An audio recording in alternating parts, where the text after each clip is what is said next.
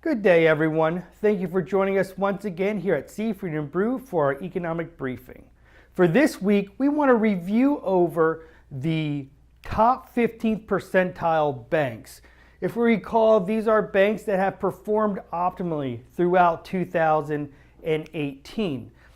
We compile this list by looking at the bank's composite index scores. And these banks have been able to balance that risk and return relationship throughout the analyzed period, which is 2018. The entire population of banks that we pull from are banks with assets between 10 million and 30 billion. So it's a very large pool of institutions. In fact, there are over 5,200 banks in this pool. And the top 15th represents those banks that have an S&B Composite score in the top 15th percentile. So these are the institutions that are really able to optimally manage their risk and reward profile. And overall, there are about 782 institutions in this group. We broke it up into the different regions of the United States.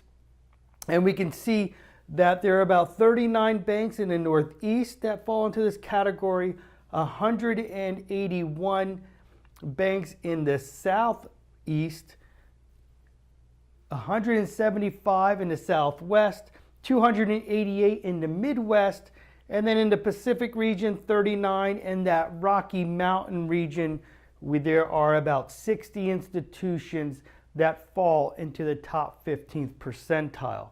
So when we're looking at the overall risk and reward relationship, we put everyone on this slider for the composite score, where on this end, the red we have, that's the underperforming, and then the optimally performing institutions are up here in this blue area. And we can see that across the range of institutions amongst the 5,200 banks, there's the gamut running from optimally all the way down to the underperforming. We have the median institution here. If we looked at the median composite score, falls right in the middle. And the average of the top 15th percentile falls, of course, in that optimally performing area. When we break that up into the risk and reward, we can see on this dot plot here, these institutions up here are the institutions that fall into that top 15th percentile. And you can see that they range from a reward score of 50 with a risk score of just 10, so the lower the risk score, the lower risk, all the way up to institutions that are up here with a risk score just above 60, but their reward score is nearing 100, the top of our index. So we balance out that risk and reward to come up with this group of institutions.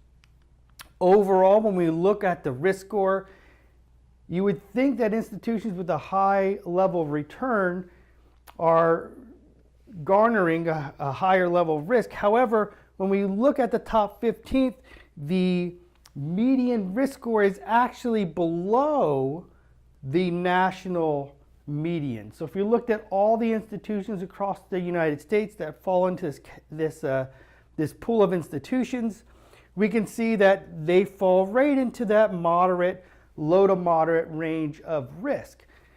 The top 15th banks, their median risk is slightly lower than those institutions. When we look at the reward score, however, we can see the median of those institutions that fall into the top 15th border on this optimal area over here. So we have this big range of institutions, whereas the average would fall closer to that moderate or average performing score on our slider. When we look at the different components of the financial performance, we can see the non-sub-S banks, their ROA at a 152 compared to the benchmark at a 0.79. Now notice when we go through these numbers, the benchmark here excludes the top 15th percentile. So we take those institutions out to give us a more of an apples to apples comparison. So we have a very high level of return on assets. When we look at the sub-S banks, they're at just about 2% on the return on average assets compared to the national benchmark at 1.22. Following through here, net interest margin, high performing at a 409 compared to the national benchmark at a 377. Breaking that out into the earning assets and cost of funds, yielding earning assets at a 453 compared to a 436 for the national benchmark. Cost of funds a little closer. We have 52 basis points compared to 66. But we can see this lower level of cost of funds contributes from the higher level of cash type deposits at these institutions. And if you recall, those cash type deposits are those non-maturity deposits, the NOWs, the savings, the MMDAs, and the checking accounts. We look at the national benchmark and they're down at 70.46% of deposits. Provisioning, interesting, same amount, 0.07% for 2018. We look at that non-performing assets. They're lower, which would be expected because they have an overall lower level of risk. And then their reserves to total loans, they're a little higher at a 132 for the top 15 compared to 116 for the national benchmark. Overall net overhead, this is a measure of efficiency. So the lower the number, the better. The top 15th at a 174 compared to the national average at a 227. This is made up of the non-interest expense and non-interest income. So we can see non-interest income, the top 15 does a little better at a 0.63 compared to the national benchmark at a 0.5.